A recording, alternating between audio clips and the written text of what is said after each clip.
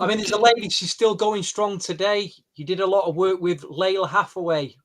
Can you remember those sessions? And absolutely. And if you don't know this by now, Lalah is like by far my favorite vocalist, male or female. Wow. Because just the inflections that she has, she has inflections of her dad, but yet she still carries a lot of her own inflections. I'm a big fan of hers and always have been since day one. And I don't know if I told this to Nnamdi or not, but the first time my manager sent me a cassette tape, I was in the studio. I was working in the studio, and he says, "I want you to listen to this." He didn't even tell me who it was.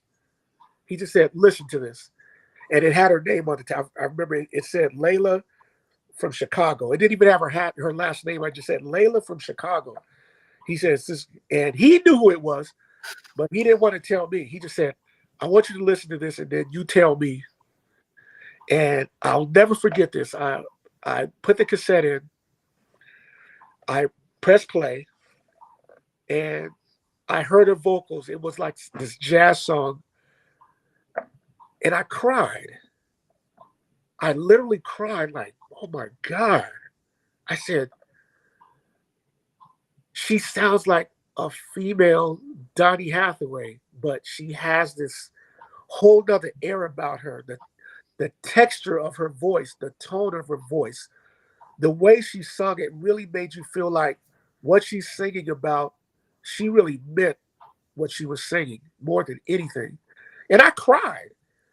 And immediately I called my manager, and I said, "Man," I said, "this girl sounds like she she listened to like a lot of Donny Hathaway." And he just laughed. Okay. Well, he said, "That is the daughter of Donny Hathaway." Wow. I just like, wow. Wow. I was already a big fan of Donny. I grew up with his music. My mother played his first album, Everything Is Everything, in the house as a kid. I was like 9 years old, 10 years old at the time. And she would play that record every day. And my mother would just sit and she would just listen to it. And I could just tell, my mother's a musician, so she would listen to that. And I was too young to really understand it, but I just knew that she was into it. So if she was into it, that means, okay, this dude must be something really serious. Because my mom is just, I've never heard my mother listen to any other gospel record or any record there before or after like she did Donny. So to me as a kid, I'm like, okay, he's the real deal, whatever it is, because it's making my mom sit down and listen. Yeah, okay. I mean, she's in the UK. She's loved by like the soul community. She's loved, Go on, sorry, carry on. Yeah, we've got John from Troop. John is watching live. John, that's my boy. John came down to the unsung party. Yeah. I love Johnny. That's my boy. There was another guy who picks up a lot of radio play in the early 90s at the time. I had a big voice. You could relate it to Barry White. Signed RCA. Yes, sir. Gene Rice. What was Gene Rice's story, and how did you end up working with him? Gene has a huge voice, man. Jeez. When I first heard Gene, I said, man, he's got a mixture of like a Teddy Pendergrass, mixed with a little bit of BW, a higher registered BW. He just had this real big voice, man. And he came by the studio. His manager said, "Hey, man, we want you to work with him, and we want you to write something original for him." He was doing a lot of covers at the time, so we did this song called "Come a Little Closer," and it came out great, man. Gene was such a nice guy. Yeah, super creative, which I dug. It felt like to me from about 92, even towards the tail end of 91, 92, that major labels were bailing out on big male vocalists. They were. They just kind of just zoop, right out the picture. Just zoop, right out.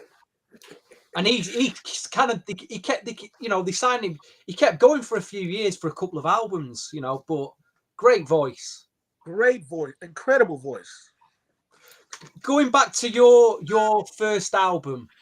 Okay. Signed to Atlantic Records. Bobby Brown was obviously a huge, by 89, Bobby Brown was the talk of the industry. Yeah.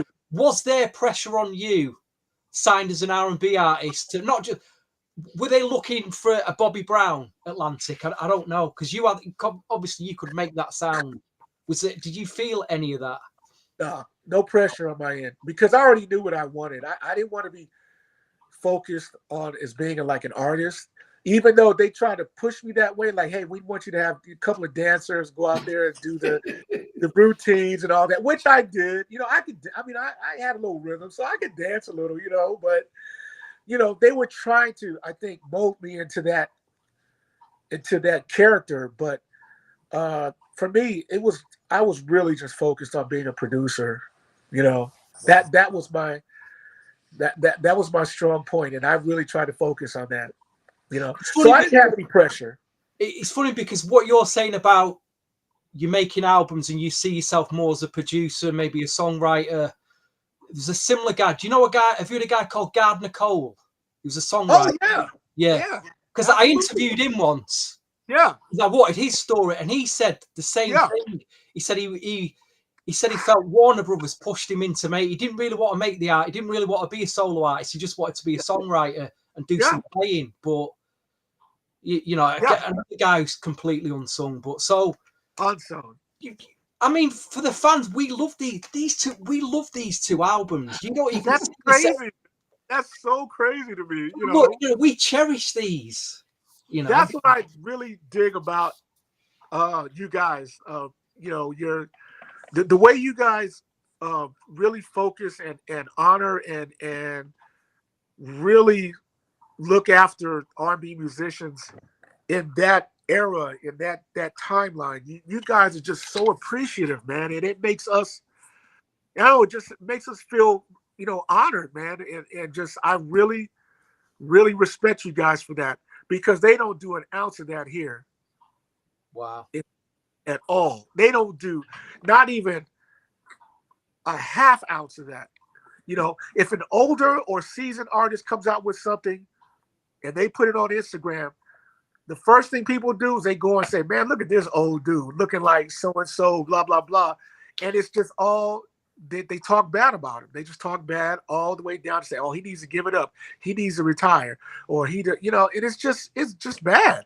That's why I really don't focus too much on social media too much, because it's just all negativity, especially in the R&B and the Black African Americans, whatever you call it, indigenous people. The majority of those people are just completely negative, just negative. It's a shame. So.